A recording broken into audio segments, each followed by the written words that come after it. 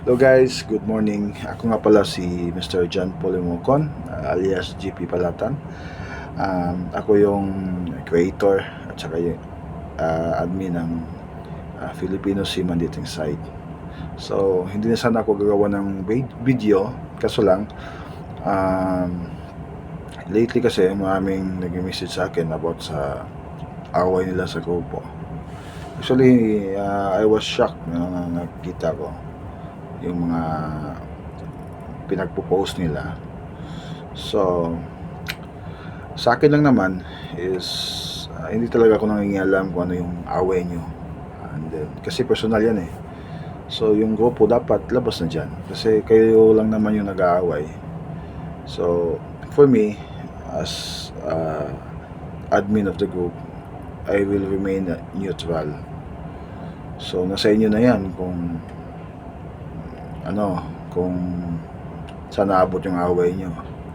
But for me, I would like to advise na kung pwede, itigil nyo na yan. Tsaka, pangit kasi yung lagi nag-aaway.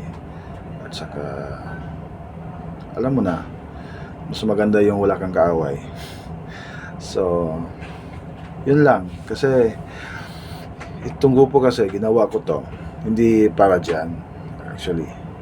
Ito ay ginawa ko para sa mga seaman na walang jowa, na magkaroon ng jowa. At saka yung sa mga babae naman dyan na gustong magkaroon ng seaman na jowa o kahit jowa lang, magkaroon din sila. So sa akin lang naman is to help, no? Hindi yung ganyan na nag-aaway kayo.